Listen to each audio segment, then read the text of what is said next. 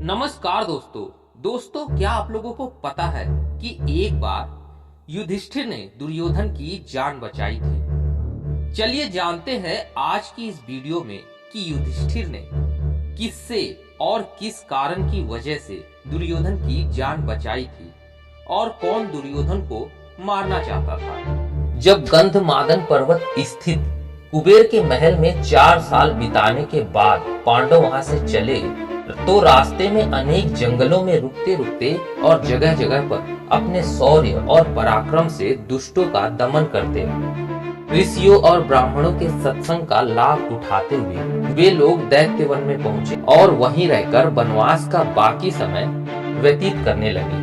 अब तक वनवास के 11 वर्ष पूरे हो चुके थे। पांडवों के दैत्यवन में होने की सूचना दुर्योधन तथा उसके दुष्ट साथियों को मिली तो वे एक बार फिर से वहां जाकर पांडवों को मार डालने की योजना बनाने लगे। संयोगवश उन दिनों कौरवों की गौ संपत्ति दैत्यवन में ही थी। अपनी गौ संपत्ति को देखने और उसके निरीक्षण आदि करने के बहाने दुर्योधन ने धृतराष्ट्र से दैत्यवन में जाने की अनुमति प्राप्त कर ली।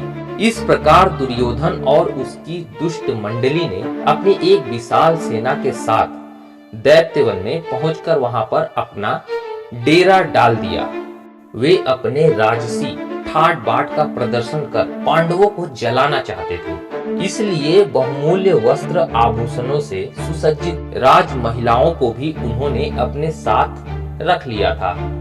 एक दिन वे जल विहार करने के उद्देश्य से दुर्योधन अपनी मंडली तथा राज महिलाओं के साथ दैत्यवन में स्थित मनोरम सरोवर में पहुंचा, किंतु उस सरोवर में गंधर्व राज चित्ररथ पहले से ही आकर अपनी पत्नियों के साथ जल क्रीड़ा कर रहे थे। चित्ररथ के सेवकों ने दुर्योधन को सरोवर में उतरने से रोकते हुए कहा, इस समय गंधर्व राज चित्ररथ अपनी पत्नियों के साथ इस सरोवर में जल क्रीड़ा कर रहे हैं, इसलिए उनके बाहर आने से पहले अन्य कोई भी सरोवर में नहीं उतर सकता। सेवकों की इन वाचनाओं को सुनकर दुर्योधन ने क्रोधित होकर कहा, तुम शायद जानते नहीं हो कि तुम किससे बात कर रहे हो। मैं हस्तिनापुर नरेश धृतराष्ट्र का महाबली पुत्र दुर्योधन हूँ। ये सरोवर हमारे राज्य में आता है।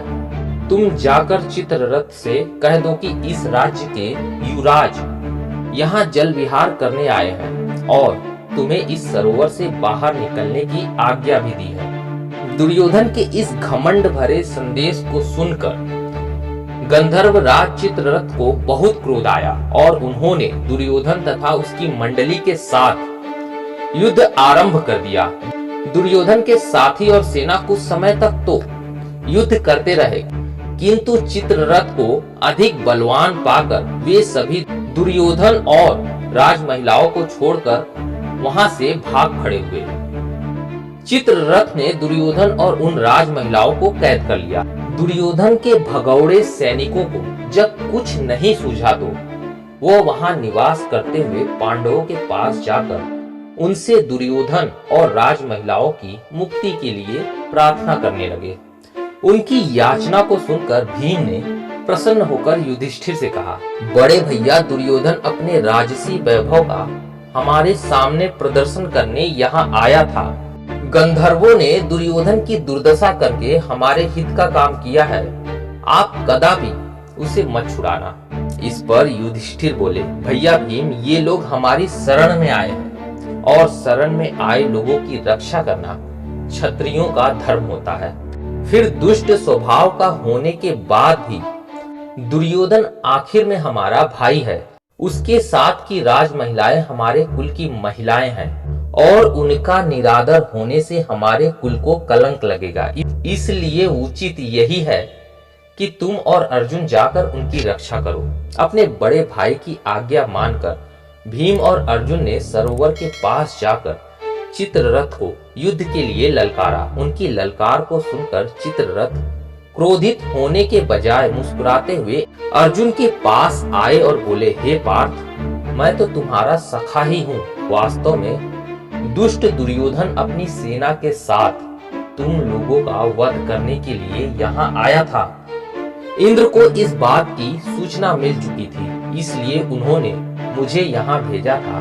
हे सखा, नीति कहती है कि ऐसे दुष्टों को कभी भी क्षमा नहीं करना चाहिए, किंतु अपने बड़े भ्राता की आज्ञा मानकर यदि तुम दुर्योधन को छुड़ाना ही चाहते हो तो ये लो, मैं इसे तथा इसके साथ राज महिलाओं को अभी छोड़ देता हूँ। इतना कहकर चित्ररथ ने दुर्योधन सहित समस्त कैदियों को मुक्त कर दिया। वे सभी वहां से युधिष्ठिर के पास आए। ग्लानि से भरे दुर्योधन ने युधिष्ठिर को प्रणाम किया और लज्जा से सिर झुकाए अपने नगर की ओर चल दिया।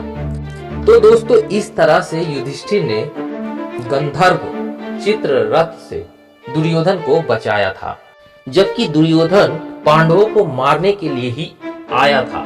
लेकिन अपनी शरण में आए दुर्योधन के सैनिकों की याचना को सुनकर युधिष्ठिर ने क्षत्रिय धर्म का पालन करते हुए दुर्योधन की रक्षा की। उम्मीद है दोस्तों, कहानी आप लोग को पसंद आई हो तो लाइक और सब्सक्राइब जरूर कीजिएगा। मिलते हैं अगली कहानी में, तब तक के लिए धन्यवाद।